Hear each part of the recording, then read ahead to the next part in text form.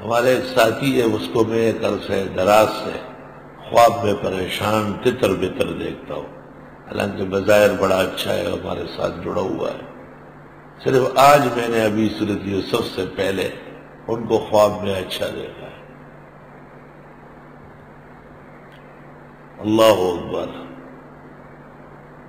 یہ مدرسہ جب بن رہا تھا اس کے شروع میں نے خواب دیکھا ہے کہ یہ جو گیٹ ہے یہاں پر استاد مولانا عبدالحنان سے دودھ بانٹ رہا ہے، بالٹی ان کے ہاتھ میں، اس میں بڑا بہترین چمکتا ہوا سفید جھاگ والا دودھ ہے۔ میں آیا اور میں نے استاد کے ہاتھ سے بالٹی لی کہ آپ کیوں تکلیف کرتے ہیں، تو وہ بالٹی کا دودھ آسمان تک پھیل گیا۔ میں طالب علموں سے کہتا ہوں کہ گلاس نہ لاؤ، تم بھی بالٹیاں لاؤ۔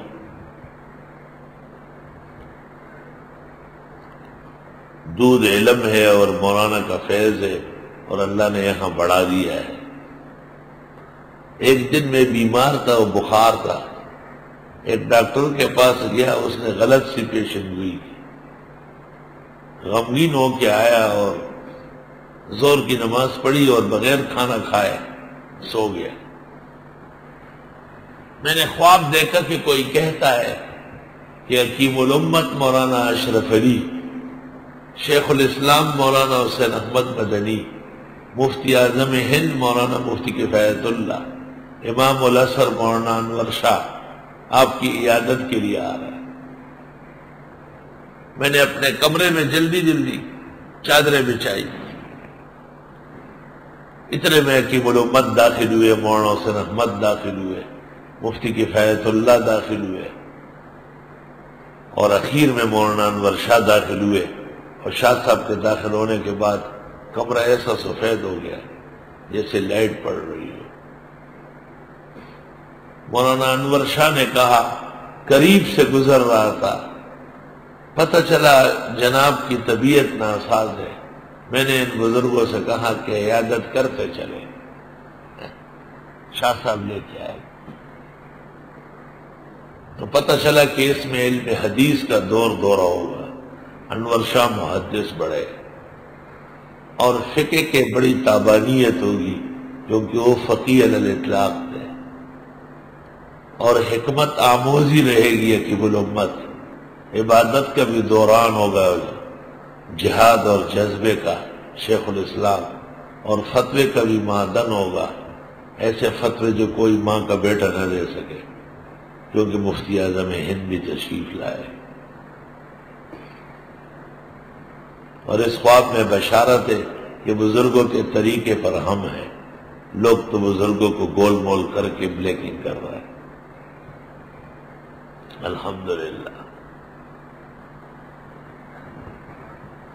اور امام اعظم ابو حنیفہ، امام بخاری، امام ابو یوسف، امام محمد، امام ظفر، امام شافعی، امام احمد، امام ترمذی، شیخ زید الکوثری، شمس الائمہ سرخسی، امام جعفر طحاوی، ابو زید دبوسی، شمس الائمہ حلبی حلوانی، اتنے دفعہ دیکھے کہ بیان سے باہر ہے۔ حسن البرہان کی وہ جلد بھی خواب ہو، اس کے اوپر لکھا جائے خوابوں کی کائنات۔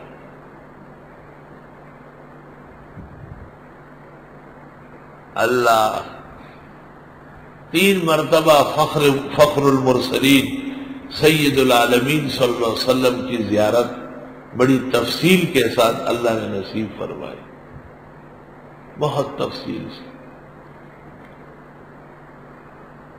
اور خواب کے اندر دیکھتے ہی میں حیران ہو گیا، اور میں نے کہا سچ ہے ترمذی میں شمائل میں لا یصفها الواصفون، کہ کوئی بیان کرنے والا آپ کا جمال آرا کا نقشہ بیان نہیں کر سکتا، اتنا حسن و جمال اللہ نے دیا ہے۔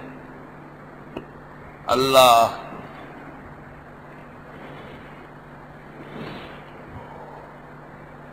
خواب یا تو ہمدرد دوست کو بتایا، حدیث شریف میں برا خواب ہوگا تو چپ ہو جائے گا، تعبیر نہ دے تدبیر دے،